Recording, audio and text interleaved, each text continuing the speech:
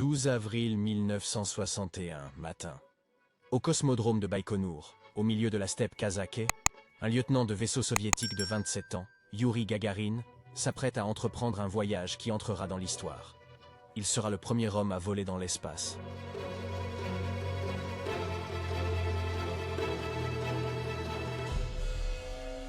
Du point de vue actuel, la mission ne semble pas difficile.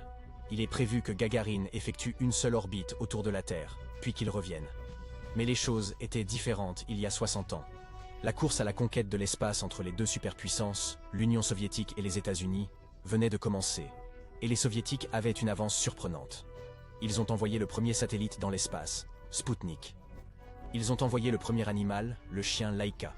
Ce sont eux qui ont fait atterrir la sonde Luna sur la Lune, et, il y a un an, ils ont été les premiers à ramener deux autres chiens, Belka et Strelka, non seulement en orbite, mais aussi vivants sur Terre.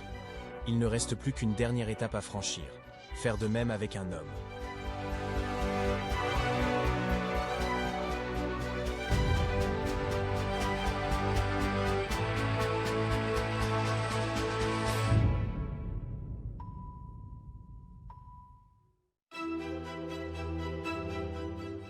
Youri Gagarin est né dans le village de Klouchino. Son père est charpentier, sa mère laitière. Ses parents l'envoient en apprentissage, il devient fondeur. Et comme il était l'un des meilleurs élèves, ils lui ont offert la possibilité d'étudier à l'école industrielle de Saratov. Au lycée, il fait beaucoup de sport et, du haut de ses 161 cm, il est étonnamment doué pour le basketball. Mais ce qu'il aimait le plus, c'était de participer à l'aéroclub local. Et c'est là qu'est né son rêve de devenir pilote de chasse. Il réussit les difficiles examens d'entrée à l'école d'aviation militaire d'Orenbourg.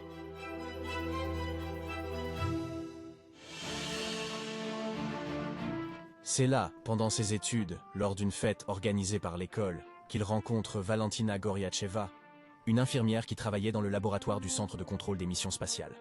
1 an et demi plus tard, ils se marient et l'année suivante naît leur première fille, Yelena.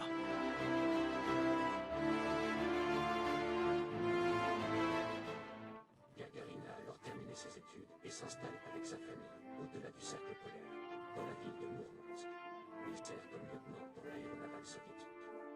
C'est là qu'il a pris connaissance du processus de sélection pour le tout nouveau programme de vol spatial.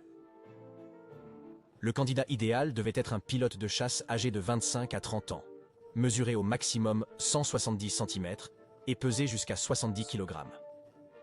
À l'époque, Gagarin avait 25 ans, pesait 65 kg et mesurait 161 cm.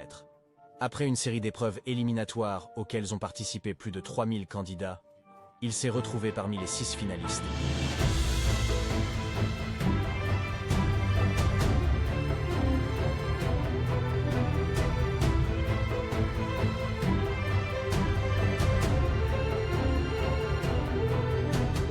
Ils les soumettent à un entraînement rigoureux. Surcharge dans une centrifugeuse de 12 G, séjour de 2 heures dans une chambre thermique chauffée à 70 degrés, 15 jours d'isolement dans une chambre miniature, séjour dans une chambre baryque où la pression de l'air était équivalente à celle d'une montagne 2 fois plus haute que l'Everest. Ils ont pratiqué l'apesanteur lors de vols en avion de chasse. Et pendant tout ce temps, une équipe de médecins a surveillé leur capacité d'adaptation physique et mentale. À la fin de la formation, les 6 hommes ont été officiellement désignés comme astronautes, et 5 d'entre eux se sont rendus dans l'espace tôt ou tard.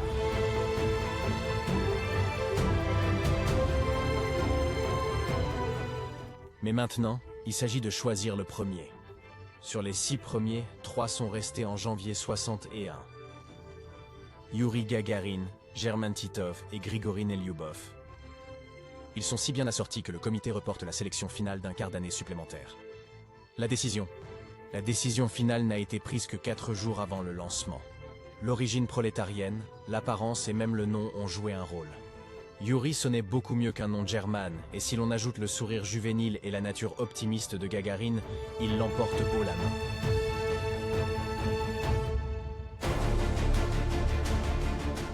C'est le jour J, 7h-10 du matin. Youri Gagarin et sa doublure, German Titov, montent dans le bus en combinaison spatiale et se dirigent vers l'aire de lancement. La fusée Vostok, traduite par Est, est prête. Alors que les 2 cosmonautes s'en approchent, Gagarine se détache de son collègue. Seul lui, accompagné de son personnel, continue jusqu'à la cabine, haute de 38 mètres. Pendant la montée, il dit « C'est vraiment humide ». Quelques instants plus tard, il s'assoit dans la cabine ronde, qui ne fait que 2,5 mètres de diamètre. La première fois, le technicien ne parvient pas à fermer l'écoutille. À l'intérieur, Gagarine siffle pour lui-même, parlant à la radio avec le concepteur en chef de la fusée, Sergueï Korolyov. Près de 2 heures plus tard, à 9h07, tout va bien, et les moteurs tournent enfin à plein régime.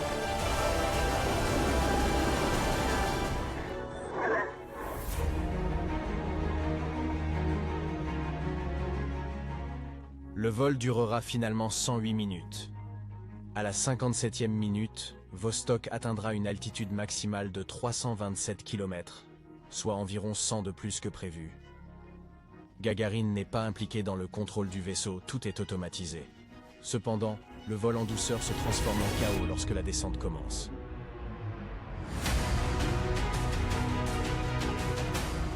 La section des instruments ne sera pas séparée de la cabine comme prévu.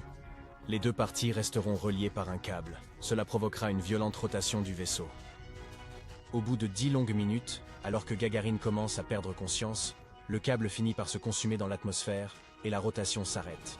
Lorsque Vostok descend à une altitude de 7 km au-dessus de la surface de la Terre, Gagarine s'éjecte en parachute. Gagarine s'éjecte en parachute jusqu'au sol.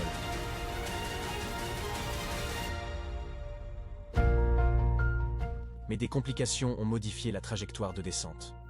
Gagarine n'atterrira donc pas dans la zone prévue, mais à près de 3000 km de là, dans la région de Saratov. Les premières personnes qui l'aperçoivent dans un champ près d'un village sont effrayées par un homme étrange en combinaison spatiale étonnante à côté d'une machine encore plus étrange. Mais l'expression de Gagarine sur les premières photos en dit long. Épuisement, soulagement et bonheur.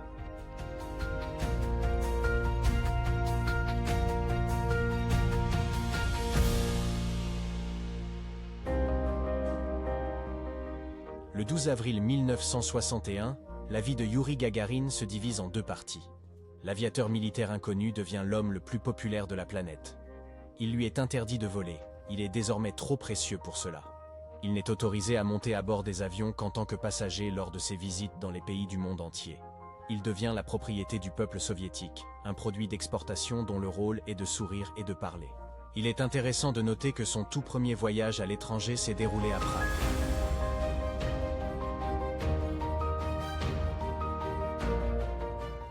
Cependant, au fil du temps, Youri s'est mis à détester son nouveau rôle.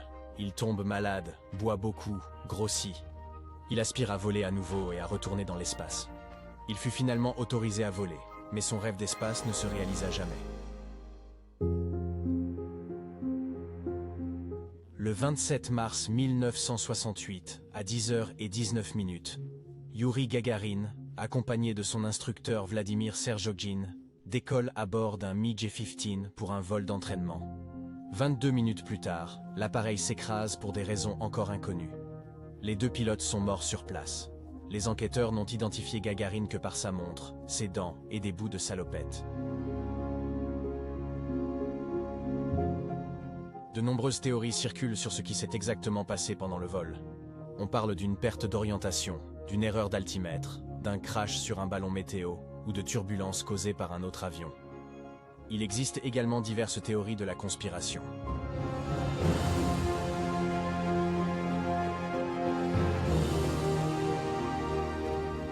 Les funérailles de Youri Gagarine ont eu lieu 3 jours plus tard en présence de 40 000 personnes. Le cosmonaute numéro 1 a été enterré à une place d'honneur sur le mur du Kremlin à Moscou, parmi les personnalités les plus importantes de l'Union soviétique.